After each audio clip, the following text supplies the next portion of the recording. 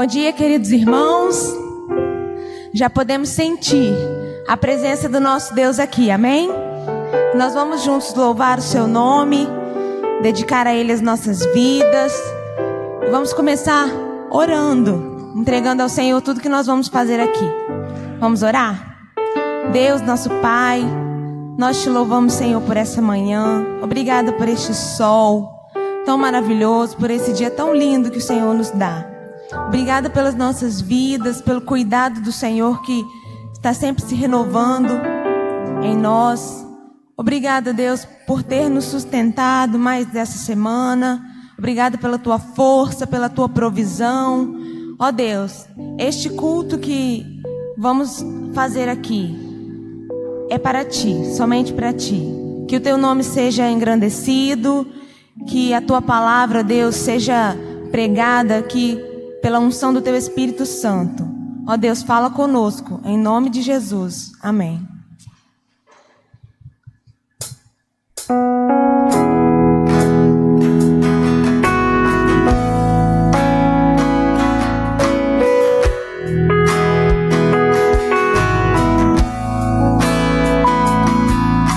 Ó Deus, tu és o meu Deus forte, o grande El Shaddai.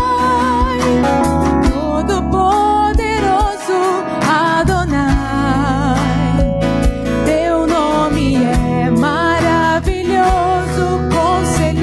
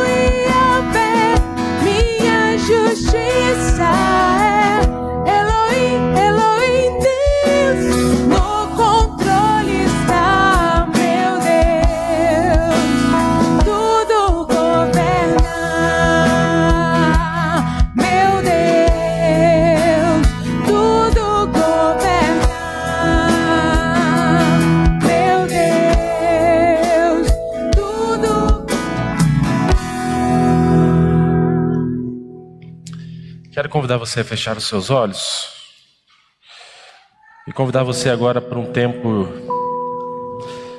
de oração silenciosa.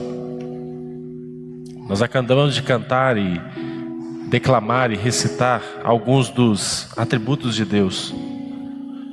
Nós acabamos de cantar e dizer que o nosso Deus é um Deus forte, é o Deus de provisão, é o Deus de cura, é o Deus de paz, é o Deus de justiça, é o Deus que controla todas as coisas, que governa todas as coisas.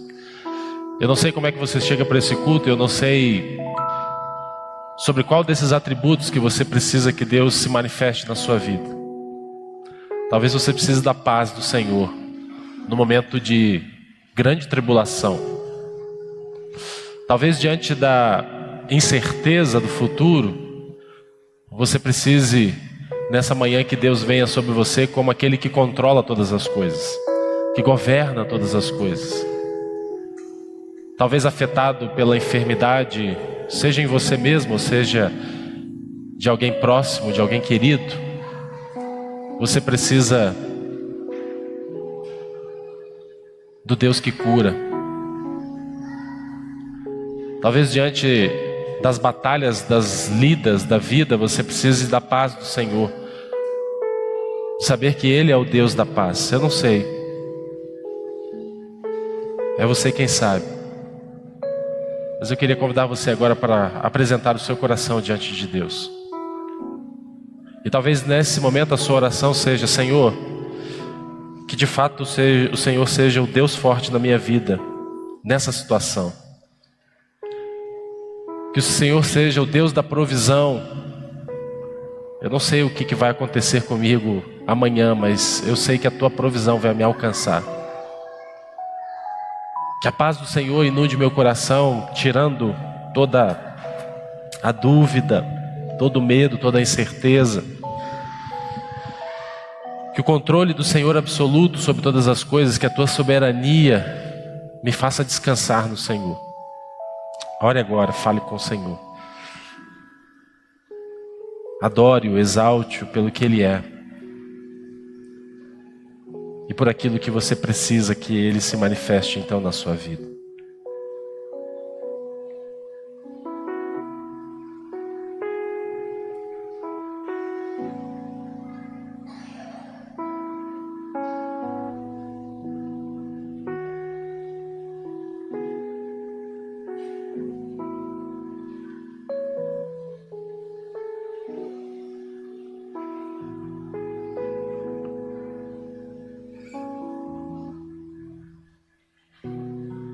Como é precioso, ó Pai, poder começar esse culto louvando e exaltando o Teu santo nome. E mais uma vez refletindo, ó Deus, em Suas características, em Suas qualidades, em Seus atributos. Nosso coração então é inundado com a certeza e a firme esperança de que Tu és o Deus forte, Tu és o Deus da provisão, Tu és o Deus da paz, Tu és o Deus que cura, Tu és o Deus de toda a justiça, Tu és aquele que tudo controla.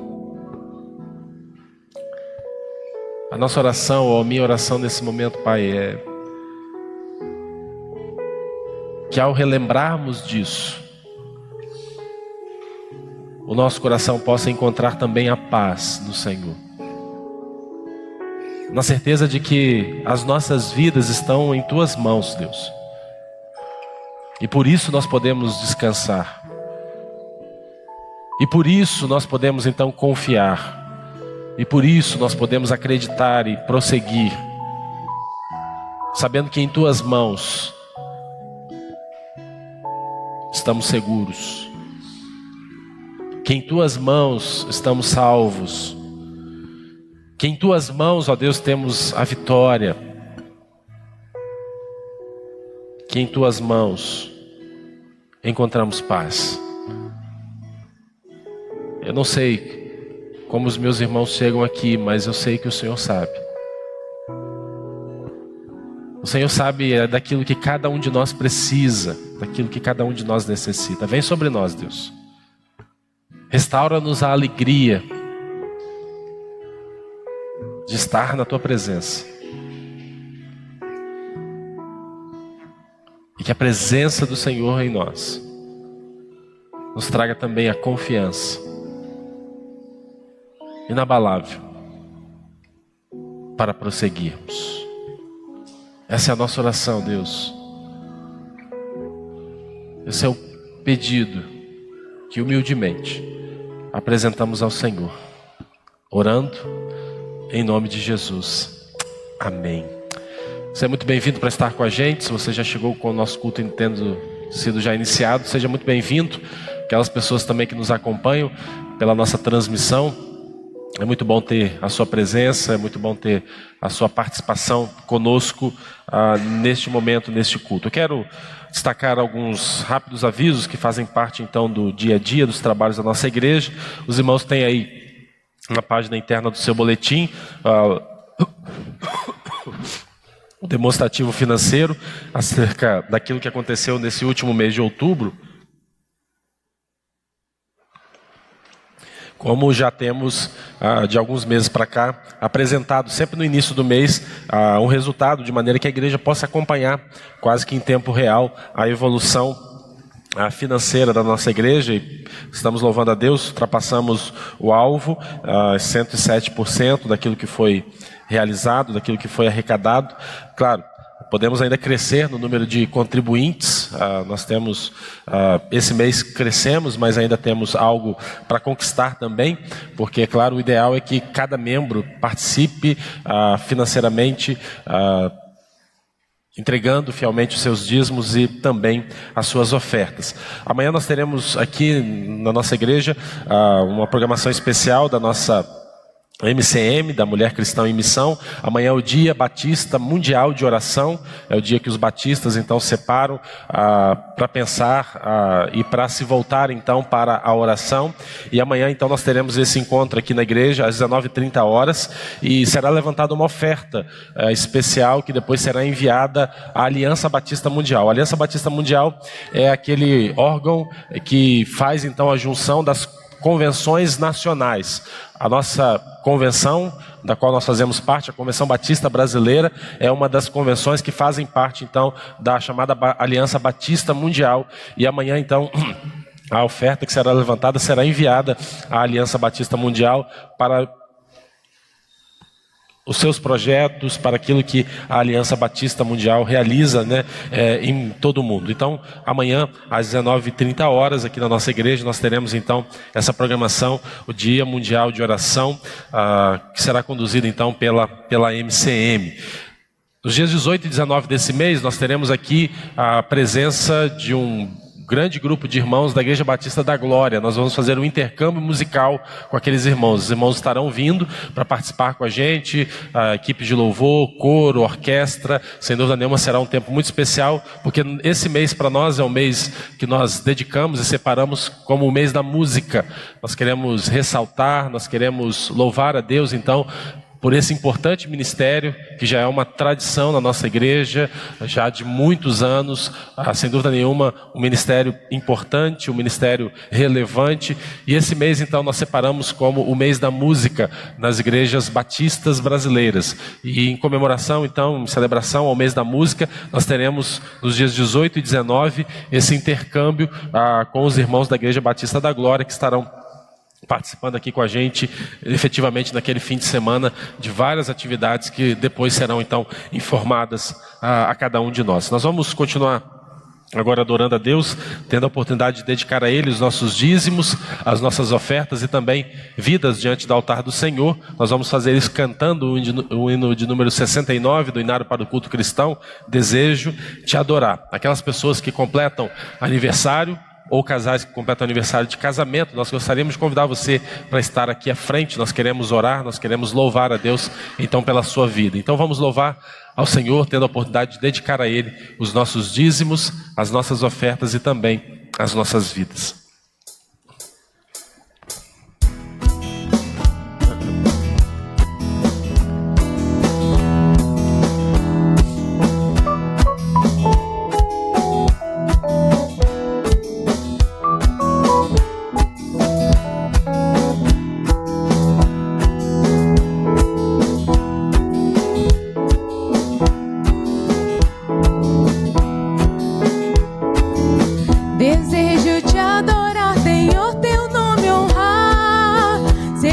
desejo obedecer-te em todo o meu viver e a te glorificar e sempre exaltar.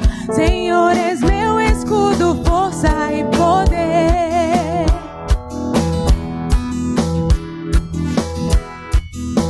Desejo te amar e tua voz ouvir. Em teus caminhos santos quero sempre andar. A ti eu louvarei aqui e no porvir. Senhor, és o meu tudo, a ti vou adorar. Vamos novamente do início e eu convido você a ficar de pé para cantarmos juntos.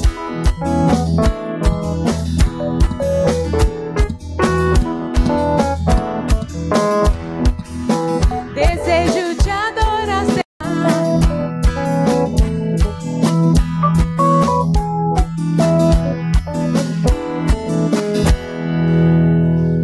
Os irmãos podem sentar. Convidar a irmã diaconisa Maria José para chegar ao microfone. Ela vai orar a Deus nesse instante, dedicando ao Senhor os dízimos, as ofertas que aqui foram então trazidos, foram então depositados, para que de fato eles sejam todos eles aplicados na obra que nós realizamos aqui e também aquela que fazemos em cooperação no nosso estado, na nossa pátria e ao redor do mundo todo. Vamos orar.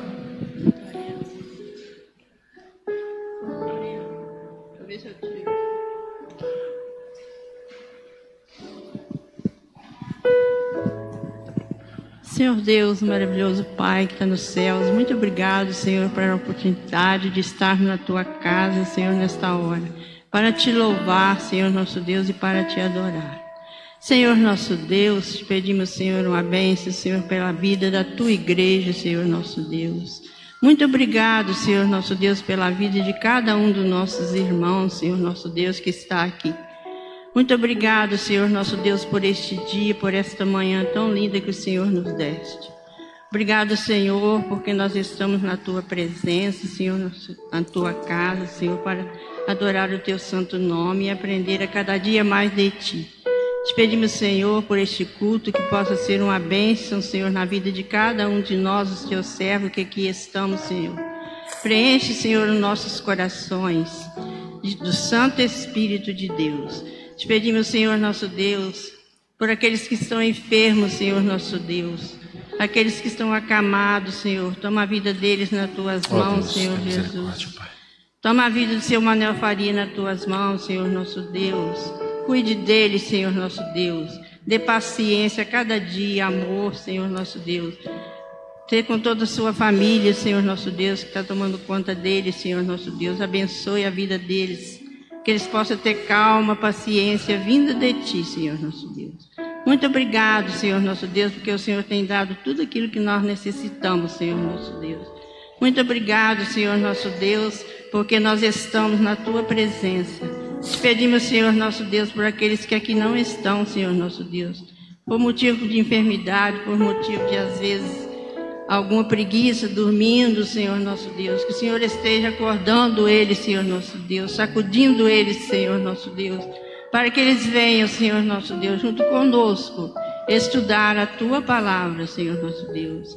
Te pedimos, Senhor nosso Deus, pela vida daqueles que vão fazer a prova do Enem, Senhor nosso Deus.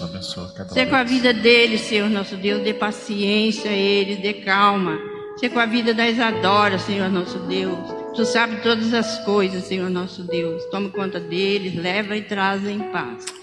Muito obrigado, Senhor nosso Deus, pelos dízimos, pelas ofertas, Senhor, que foi depositado no Teu altar, Senhor nosso Deus, para a honra e para a glória do nome do Senhor. Te pedimos, Senhor, por todos aqueles que necessitam de Ti, por aqueles que estão com seus corações tristes, por aqueles que estão apaixonado por muitas coisas, Senhor nosso Deus, que o Senhor esteja abençoando a vida deles, Senhor nosso Deus, dando conforto e consolo, vindo de Ti. Seja com a escola dominical, Senhor nosso Deus, seja com os professores, que eles possam ser ricamente abençoados por Ti. Amém. E que nós possamos estar com nossos corações preparados, Senhor nosso Deus, para aprender mais de Ti. Em nome de Jesus é que nós oramos. Amém. Amém. Amém. Abra por gentileza sua Bíblia, livro de Atos, capítulo 4. Atos dos Apóstolos, ou comumente como a gente chama, o livro de Atos apenas, capítulo 4. Quero ler com você nessa manhã do versículo 31 ao versículo 37. Atos 4, de 31 a 37.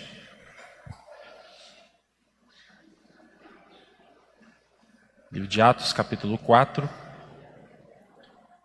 do versículo 31 ao versículo 37. A palavra de Deus diz assim: E quando terminaram de orar, o lugar em que estavam reunidos tremeu.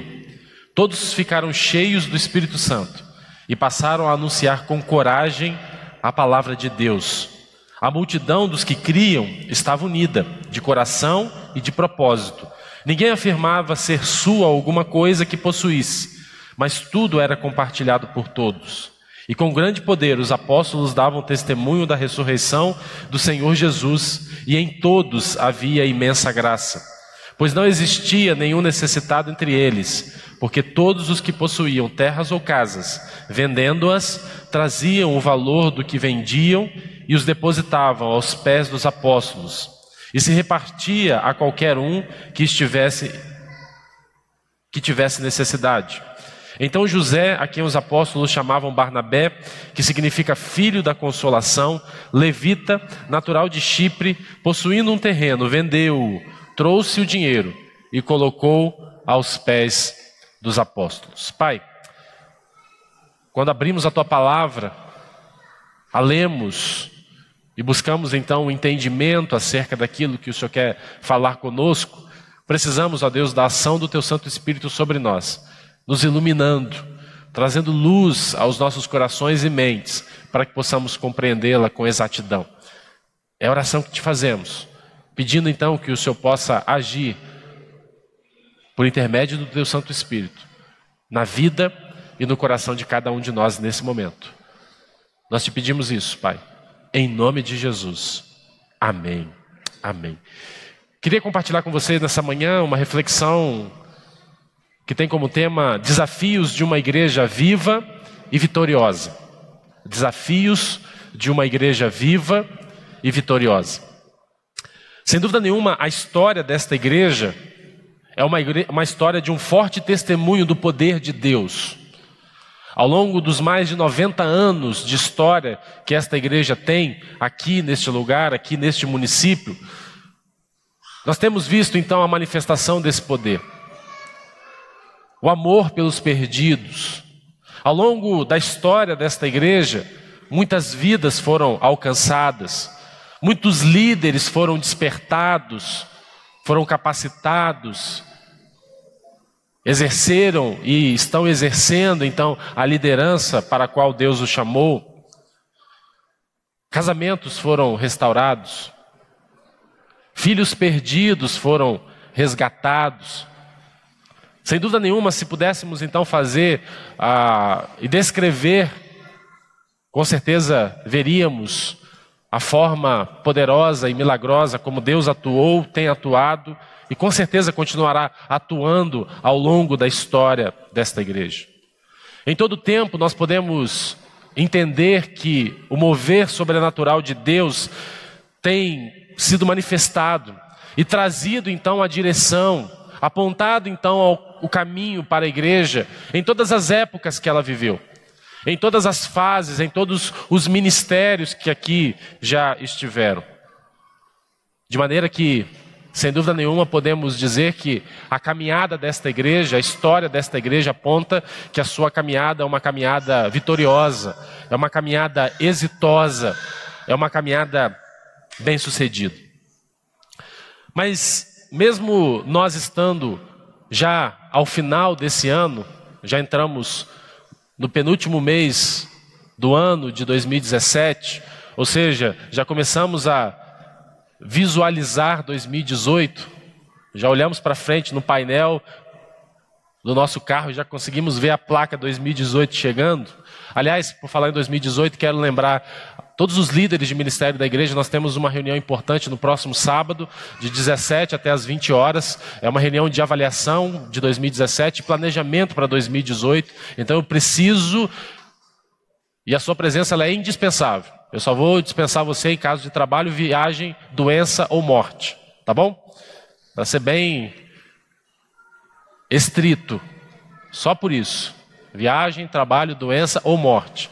Aí você vai estar desobrigado a vir. Mas fora isso, eu preciso da sua participação aqui no próximo sábado para que a gente possa proceder então a essa avaliação e também fazer o planejamento, ou começar o planejamento do ano de 2018. Então traga as suas ideias, as ideias do seu ministério, as necessidades, tudo aquilo que o seu ministério você tem como sonhos para o seu ministério, para que a gente possa compartilhar isso juntos e construir o nosso plano, então, para o ano de 2018. Mas mesmo estando no fim desse ano, mesmo o fim do ano já estando próximo, Deus continua nos desafiando como família, como seu povo, a avançarmos e a conquistarmos. Sem dúvida nenhuma, o propósito de Deus para nós, Ele deseja que a gente avance na obra que nos foi confiada, no ministério que nos foi confiado, na missão que nos foi confiada. E Ele quer também que a gente conquiste almas, conquiste vidas, conquiste esse município, conquiste esse lugar a qual nós estamos plantados. E como nós podemos garantir então que seremos sempre uma igreja vitoriosa? Como poder garantir isso? Como alcançar, então, os desafios que o Senhor tem para nós nesse tempo e experimentar também as alegrias, porque com certeza quando conquistamos, quando avançamos, isso traz alegria e sem dúvida nenhuma é motivo de celebração, ou deve ser motivo de celebração para nós. Como ser uma igreja que ela é eficiente, como um agente de transformação na sociedade em que nós estamos vivendo. Como ser uma igreja que é um luzeiro, ou seja, ela reflete a luz de Cristo diante de uma geração que está em densas trevas. Como ser uma igreja que é voz profética do Senhor. E por favor, quando eu digo voz profética, é uma igreja que anuncia a palavra de Deus. Eu não estou falando aqui de profecia no sentido de adivinhação do futuro ou qualquer outra coisa nesse sentido, de muita bobagem que tem sido dito acerca de palavras proféticas por aí. Não, profecia para nós é palavra de Deus, é anunciar a palavra de Deus, é afirmar a palavra de Deus. Como ser então uma igreja que é voz profética do Senhor no meio de uma sociedade corrupta, no meio de uma sociedade caída, no meio de uma sociedade iníqua? No livro de Atos, e principalmente no texto que nós lemos, nós vamos encontrar então alguns princípios que nos ajudarão, a mim e a você, lembrando, claro, que nós somos a igreja de Cristo, a continuar então sendo uma igreja que reflete a glória de Deus, a continuar sendo uma igreja que cumpre os propósitos de Cristo no mundo. E claro, o nosso mundo começa aqui, Muniz Freire, Espírito Santo, Brasil. Quais são esses princípios? Alguns deles nós encontramos então nesse texto. É interessante que o texto começa dizendo que aqueles irmãos estavam orando. No versículo 31 a palavra de Deus diz: e quando terminaram de orar, o lugar em que estavam reunidos tremeu. Todos ficaram cheios do Espírito Santo e passaram a anunciar com coragem a palavra de Deus. O texto diz então que aqueles cristãos haviam orado, e a resposta desta oração foi que eles foram enchidos pelo Espírito Santo de Deus e receberam um novo poder, uma nova capacitação. Capacitação essa para pregar, para anunciar, para proclamar Cristo. Porque notem que no verso 31 ele termina dizendo que eles passaram a anunciar com coragem a palavra de Deus. O texto começa dizendo para nós, então, que a igreja que depende da oração e caminha pela fé, ela vai experimentar, então, a bênção e a ação poderosa do Espírito Santo em seu ministério, no meio dela, entre aqueles que a compõem. Mas como a gente poderia determinar se uma igreja ela está ou não cheia do Espírito Santo? Porque notem, eles oraram, o Espírito Santo vem sobre eles, os capacita com um poder sobrenatural, e eles então realizam uma obra grandiosa de anunciar com coragem a palavra de Deus. É cheia do Espírito Santo. Se cada um de nós como cristãos for cheio do Espírito Santo, sem dúvida nenhuma a nossa igreja vai experimentar algo sobrenatural de Deus no nosso meio. Um agir, uma capacitação, um mover, com certeza jamais visto na nossa história pessoal e quiçá na história desta igreja. É interessante que, se nós voltarmos alguns capítulos ou 2 capítulos, no capítulo 2, nós temos um evento muito especial que acontece ali, o chamado Pentecostes, ou a descida do Espírito Santo. E se a gente lembrar um pouquinho, depois você pode, inclusive hoje à tarde, quem sabe, pegar esse texto e lê-lo, eu até lhe recomendo que você assim o faça. Você vai ver 3 características que eu quero rapidamente destacar, porque eu não estou falando, a minha mensagem não é baseada em Atos 2, eu estou em Atos 4. Mas a gente precisa olhar para Atos 2 e ver o que aconteceu, quais eram as características daquele grupo que fizeram então que eles fossem capacitados e se tornassem cheios do Espírito Santo. A primeira coisa que o texto diz, lá em Atos capítulo 2, versículo de 44 a 46, é que eles estavam unidos.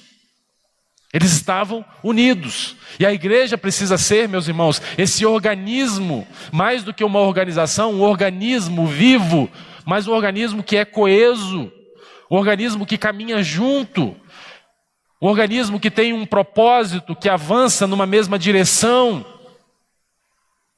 Porque é isso que o texto está dizendo. A igreja precisa ser esse organismo coeso, que tem então como aquele que vai à frente de nós, o Espírito Santo de Deus. Aquele que nos orienta na caminhada, que nos direciona segundo o caminho. Precisamos ser um povo cheio do Espírito Santo, e isso se dá quando nós caminhamos juntos. Quando nós seguimos na mesma direção, quando nós temos as mesmas convicções doutrinárias, éticas, morais, espirituais. Uma igreja que investe na comunhão, uma igreja que gosta de estar junta, uma igreja de um povo que compartilha a sua vida, porque quando a gente olha para o texto de Atos, o texto é muito claro em dizer que eles tinham tudo em comum, tudo. Precisamos quebrar a ideologia do egoísmo dos nossos tempos.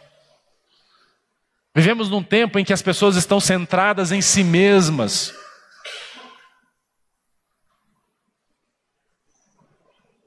Pessoas que cultuam o próprio umbigo. Pessoas que estão voltadas somente para as suas necessidades, para os seus problemas, para as suas dificuldades. Pessoas que acham que o mundo gira em torno delas. Pessoas que acham que a história da humanidade é a história delas. Não deve ser assim entre nós. Porque se queremos ser uma igreja cheia do Espírito Santo de Deus, precisamos estar unidos. Deixando de lado preferências pessoais, gostos, que nada tem a ver com a direção que o Espírito Santo está dando para nós. Precisamos estar unidos. Caminhar juntos.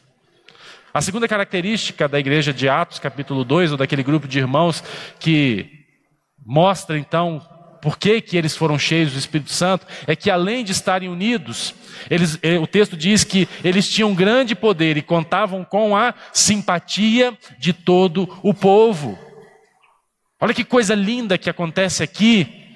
Porque mesmo diante de uma oposição, os irmãos sabem que o cristianismo nasceu já sendo perseguido, tendo como oposição o governo romano. Mas mesmo com essa oposição, o texto diz que eles contavam com a simpatia do povo. As pessoas olhavam para eles e se sentiam atraídos por aqueles cristãos. Viam que existia algo neles diferente, algo que eles não podiam entender, porque mesmo sendo um povo que era perseguido, mesmo sendo um povo que enfrentava as dificuldades inerentes a uma perseguição, aquilo atraía o povo. Eles eram bem quistos, eles eram bem vistos pela sociedade onde eles estavam inseridos. As pessoas olhavam para a igreja e viam que algo novo, que algo empolgante estava acontecendo. É bem certo que uma igreja cheia do Espírito Santo terá muitos inimigos. E aliás, se nós podemos esperar alguma coisa, é somente o fato de que nós vamos levantar perseguição. Como nós já temos visto acontecer nos nossos dias. Como essa igreja tem experimentado ao longo da sua história. Ser cheio do Espírito Santo significa também levantar oposição contra ela. Porque a própria palavra de Deus nos diz que aqueles que vivem piedosamente em Cristo Jesus hão de sofrer perseguições. Se você vive uma vida de piedade em Cristo, você vai atrair oposição contra você. É a única coisa que você pode esperar. E se você está sofrendo oposição por ser cristão, eu quero lhe dar os parabéns, porque você está no caminho certo. Agora, se a sua vida está tudo bem, um mar de rosa, se nada acontece com você pelo fato de você ser cristão, talvez você precisa olhar e analisar, porque talvez esteja acontecendo alguma coisa de errado. Mas o texto diz então que eles contavam com a simpatia do povo. Uma igreja que é cheia do Espírito Santo, o Senhor então atrai as pessoas. As pessoas irão admirá-la. Pessoas que têm sede, que têm fome, que têm desejo de conhecer mais a Deus. Porque elas vão ver, tem algo diferente nesse povo. Algo que eu não sei nem explicar, mas eu quero ir lá para conhecer. Eu quero ir lá para experimentar. Eu quero conhecer esse Deus que eles pregam, que eles servem, que eles vivem. É isso que eu quero para a minha vida. Nós precisamos ser uma igreja, meus irmãos, que conta com a simpatia da comunidade municifreirense. Precisamos ser uma igreja que atrai as pessoas, não que repele-as. Algo que muito me entristece é ouvir uma pessoa que diz, não, ali eu não vou. É claro que às vezes as razões não são justificáveis, não são nem verdadeiras. Mas precisamos ser uma igreja, como diz o nosso slogan, de braços abertos. De braços abertos.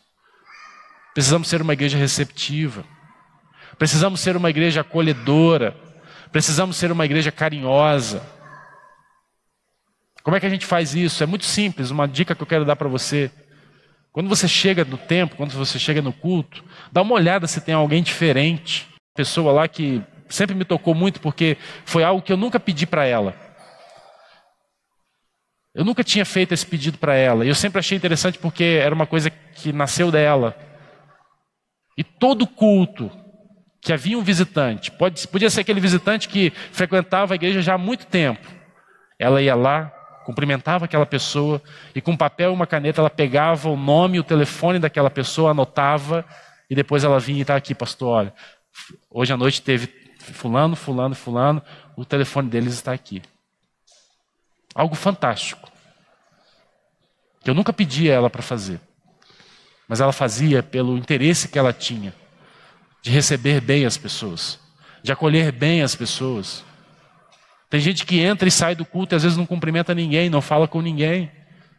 Precisamos ser uma igreja que conta com a simpatia do povo, e para contar com a simpatia do povo, precisamos ser uma igreja acolhedora. Precisamos ser uma igreja que trata bem. Que as pessoas realmente tenham prazer de estar no nosso meio, de estar entre nós. Que elas não se sintam constrangidas ao estarem aqui. Precisamos ser uma igreja assim. Eles eram unidos, Atos 2, 44 a 46. Eles também tinham grande poder e contavam com a simpatia do povo. Mas a terceira característica daquela igreja, uma igreja cheia do Espírito Santo, é que ela foi uma igreja que se multiplicou. Porque o texto diz que o Senhor acrescentava diariamente os que iam sendo salvos. No versículo 47 de Atos 2 nós encontramos isso. E numa igreja que é cheia do Espírito Santo, cada um dos membros que a compõem sabe que a tarefa do evangelismo não é uma tarefa atribuída a poucos, a alguns poucos escolhidos, não. Cada um dos seus membros, cada pessoa tem prazer diário de compartilhar Cristo, de pregar o Evangelho, de anunciar então a salvação. E isso é uma responsabilidade que é compartilhada por todos. Uma igreja cheia do Espírito Santo, cada um dos seus membros está comprometido e busca aproveitar todas as oportunidades que Deus coloca para compartilhar o Evangelho, para pregar Cristo. Não entendendo que isso é responsabilidade, por exemplo, do pastor, ou dos diáconos, ou dos líderes da igreja, não. É uma responsabilidade de todos. É um compromisso que cada um dos seus membros precisa assumir. Precisa responder. Quando eu olho para a igreja primitiva, aliás, eu não gosto muito desse termo, mas é claro que foi o termo cunhado que acabou ficando, né? A gente acaba se referindo a essa igreja de Atos como uma igreja primitiva, porque a ideia de primitiva é algo rudimentar, é algo pouco desenvolvido. Não. Aliás, se nós temos que fazer é voltar a sermos a igreja primitiva. Buscar agir como aqueles irmãos agiam. Porque se isso foi registrado na palavra de Deus, é para que a gente pudesse seguir esse exemplo. Ter essa mesma prática, essa mesma conduta. Mas quando eu olho para a igreja primitiva, eu vejo que cada membro daquela igreja, ela procurava então ser uma testemunha eficaz, falando e compartilhando de Jesus aonde ela estivesse. Nessa última semana, quantas vezes você falou de Jesus para alguém? Não precisa responder para mim. É uma pergunta de autorreflexão. Quantas vezes você pregou Cristo? Quantas vezes você deu seu testemunho de vida, falando daquilo que Deus fez na sua vida através de Cristo Jesus, que Deus fez em você através de Cristo Jesus? Mas por outro lado, quanto tempo que você gastou, às vezes, falando de alguém, fofocando, falando maledicência? Quanto tempo que você passou na frente de uma televisão, vendo um filme, navegando pela internet? Faz um comparativo agora. Coloca isso na balança. Para qual lado essa balança vai pender? Eu não sei. É uma avaliação que você precisa fazer. Mas se somos uma igreja cheia do Espírito Santo, seremos então um povo comprometido em anunciar Jesus. Não é de se admirar então que aquela igreja cresceu de uma forma fabulosa, de uma maneira milagrosa em tão pouco tempo. A estimativa é que na ascensão de Jesus Cristo havia em torno de 150 pessoas, porque aquele grupo dos 70 ou 72 já havia crescido um pouco mais e havia mais ou menos de 120 a 150 pessoas ali reunidas quando Jesus então ascendeu aos céus. Isso está em Atos capítulo 1. Agora em Atos capítulo 2, depois daquela maravilhosa mensagem que Pedro prega, uma mensagem de aproximadamente 3 minutos, A Bíblia diz que 3.000 almas se converteram. E você deve sempre lembrar que naquele tempo as mulheres e as crianças não eram registradas. O que nos indica que havia um grupo de cerca de 10 a 15 mil pessoas ali que entregaram suas vidas para Jesus.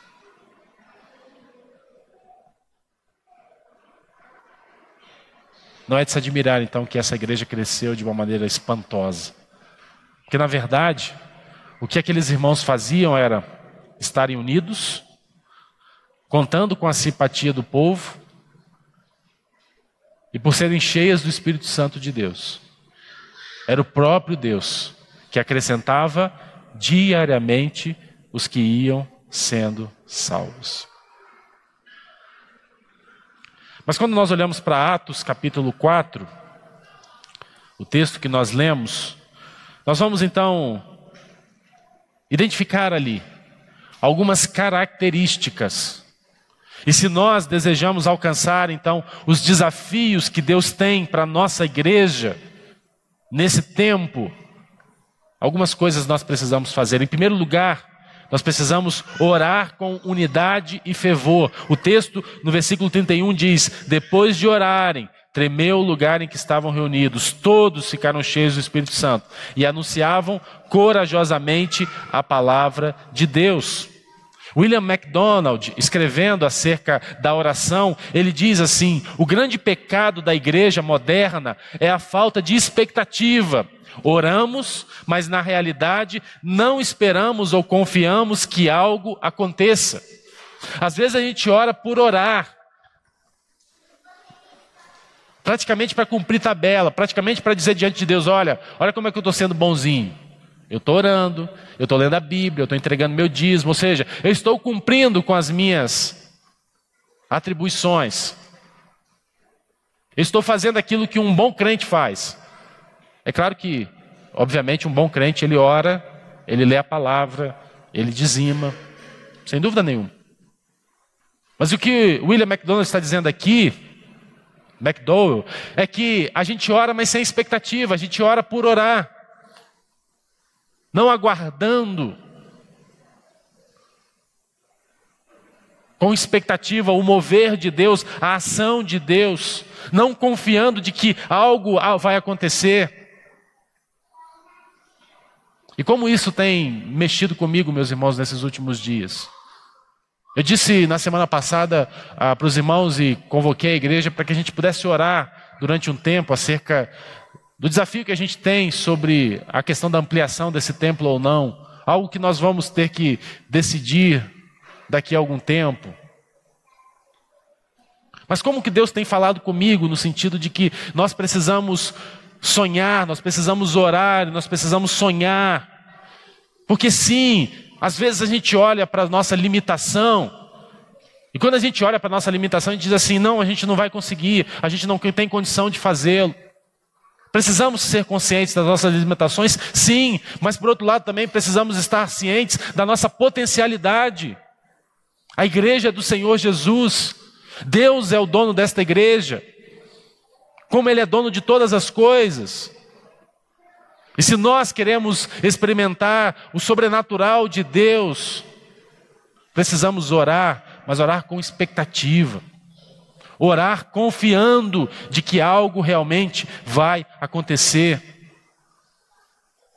Eu confesso para os irmãos que isso tem sido uma grande lição para mim, porque a partir disso eu comecei a orar para que Deus ampliasse a minha visão, não limitasse a minha visão, ampliasse-a. É claro, precisamos ser uma igreja organizada, que busca através do planejamento, inclusive financeiro, tudo aquilo que ela faz, porque obviamente não seremos inconsequentes em tomar decisões. Nós precisamos orar. Precisamos ser uma igreja que não só fala de oração, mas uma igreja que ora. E quando ora, ela aguarda que algo vai acontecer, que Deus vai agir, que o Senhor vai responder, que o Senhor vai fazer grandes coisas. A segunda coisa que nós vemos aqui nesse texto é que se nós queremos alcançar os desafios que Deus tem para a nossa igreja, nós precisamos nos comprometer com Deus e com o próximo. Além de orar com fervor e com unidade, precisamos nos comprometer com Deus e com o próximo. O versículo 32, a palavra de Deus diz: a multidão dos que criam estavam unida de coração e propósito. Ninguém afirmava ser alguma coisa que possuísse, mas tudo era compartilhado com todos. Estar unido de coração e propósito significa que eles estavam comprometidos com Deus. Eles se voltavam para Deus e Deus então dava àquele povo esta unidade, que era revelada então nesse compromisso com o Senhor. Mas o texto diz também que eles estavam unidos uns com os outros, porque o texto diz que eles compartilhavam tudo com todos. Só pode compartilhar algo com alguém quem está unido com ela, não é verdade? Só pode abrir o coração, e não só o coração, mas inclusive os bens pessoais, aquilo que a pessoa possui, se houver compromisso. E se nós queremos alcançar os desafios de Deus para a nossa igreja, nesse tempo, precisamos então nos comprometer com Deus e também com o nosso próximo. Precisamos conhecer a realidade do nosso próximo. Precisamos saber o que está acontecendo com o nosso irmão do lado. É por isso que nós estamos caminhando para ser uma igreja que vive a experiência dos grupos pequenos. Porque nós queremos ser uma igreja onde as pessoas são cuidadas, são pastoreadas, onde as pessoas conhecem cada uma as suas necessidades, as lutas, os desafios. Imagine se eu, num culto como esse, abrisse o microfone e convidasse cada um de vocês aqui para compartilhar pelo menos um motivo de oração, uma necessidade que eu sei que cada um de nós tem. E se eu desse para cada um de vocês 1 minuto para fazê-lo? Quantos minutos nós gastaríamos aqui? Pensa num domingo à noite, eu convidando 250 pessoas para estarem aqui à frente e cada uma delas compartilhando as suas necessidades, expondo para a igreja aquilo que ela precisa. É praticamente impossível. É por isso que nós queremos ser uma igreja que vive então a experiência dos pequenos grupos. Nós estamos num processo de implantação disso. Aliás, hoje à noite você vai conhecer um pouco mais. Nós estamos inaugurando agora uma segunda etapa desse projeto de implementação da visão da igreja multiplicadora. Precisamos ser uma igreja unida. A terceira coisa que acontecia ali é que eles compartilhavam o evangelho com poder e com autoridade. Olha o que diz o versículo 33. E com grande poder os apóstolos davam testemunho da ressurreição do Senhor Jesus, e em todos havia imensa graça. A outra versão diz: e a grandiosa graça estava sobre ele. É interessante que Vance Havner, escrevendo acerca do Evangelho, ele vai dizer algo muito interessante. Ele diz que o Evangelho não é alguma coisa que nós vamos à igreja para ouvir, mas algo a dizer quando saímos da igreja. Precisamos proclamar o Evangelho, precisamos anunciar o Evangelho.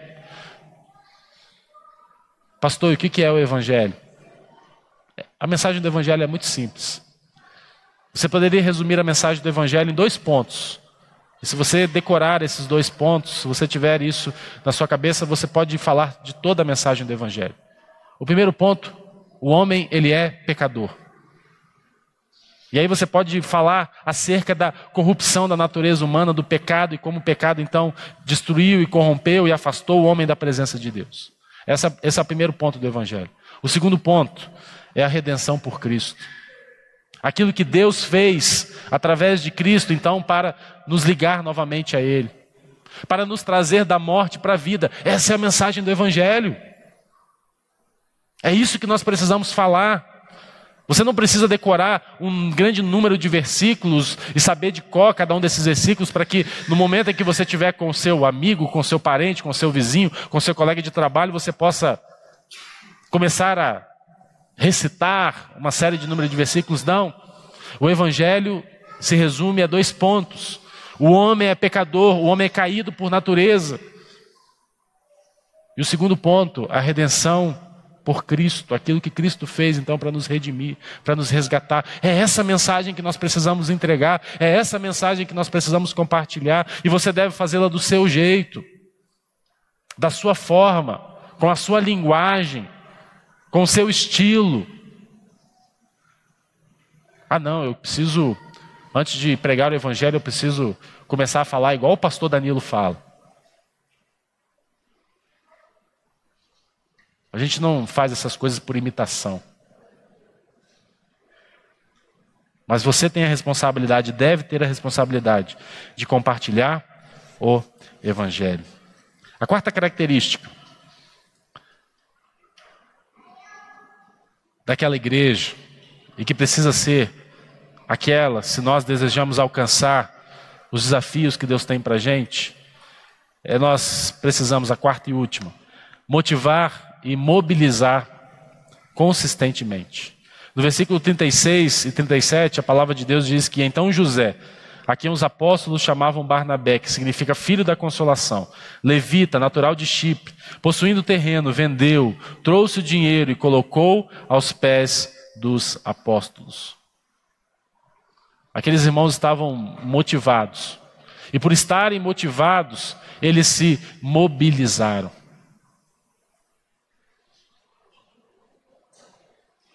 Como é que a gente se mobiliza? De várias formas.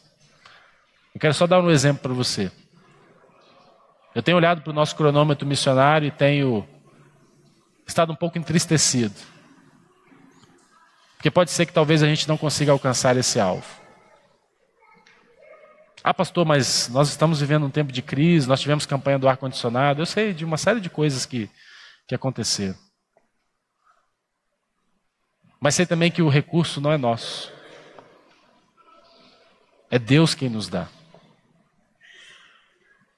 E quando nós estamos mobilizados e quando nós estamos motivados, um dos primeiros sinais é que a gente abre o nosso bolso, é que a gente contribui, segundo as nossas possibilidades. Olha, e eu quero ressaltar aqui, louvar a Deus pela vida de muitos irmãos que têm sido fiéis na entrega das suas ofertas missionárias. Mas eu quero pensar também que muitos talvez assumiram um compromisso e talvez por alguma razão não mantiveram esse compromisso. Começaram, mas pararam em algum momento. O que eu sei é que nós temos potencial para levantar não só 25 mil reais em um ano, mas para levantar 50 mil, para levantar 100 mil. Nós temos potencial para isso. Nós temos condições para isso. Quando nós estamos motivados e nós nos mobilizamos, porque foi isso que aconteceu com eles. Eles estavam tão comprometidos com a obra que estava sendo realizada, que esse camarada aqui, conhecido então como Barnabé, ele pega um terreno que ele possuía e ele entrega todos os recursos oriundos da venda daquele terreno, para que pudesse ser aplicado na obra. Interessante que nesse mesmo capítulo 4, no versículo 16, depois de uma palavra poderosa de Pedro, o texto diz assim: o que faremos a estes homens? Porque todos os que habitam em Jerusalém sabem que foi feito um sinal evidente por meio deles, e não podemos negar. Que isso seja aquilo que se fale sobre nós.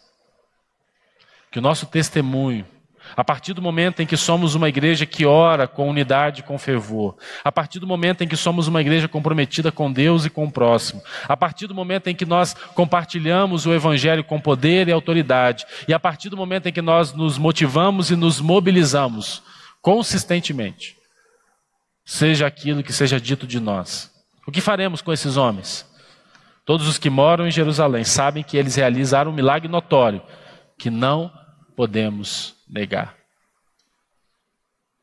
Que as pessoas, ao olharem para a PIB de Muniz Freire e a verem como uma igreja unida,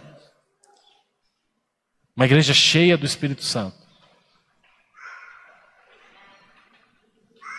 Que não seja outra palavra deles, a não ser de não conseguir negar o nosso testemunho.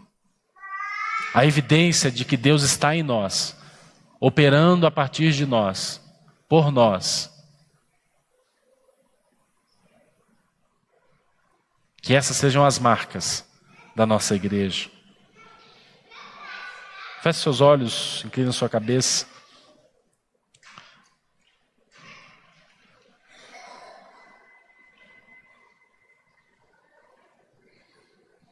E quem sabe nessa manhã você não queira assumir um compromisso com Deus. Ou quem sabe refazer o seu compromisso com Deus, com a sua igreja. Quem sabe você olha para a dedicação que você tem disponibilizado para com a igreja e você percebe que você poderia fazer mais, em todos os aspectos. Quem sabe você tem realizado o seu ministério ou participado de algum ministério, mas não tem feito isso na dependência do Senhor.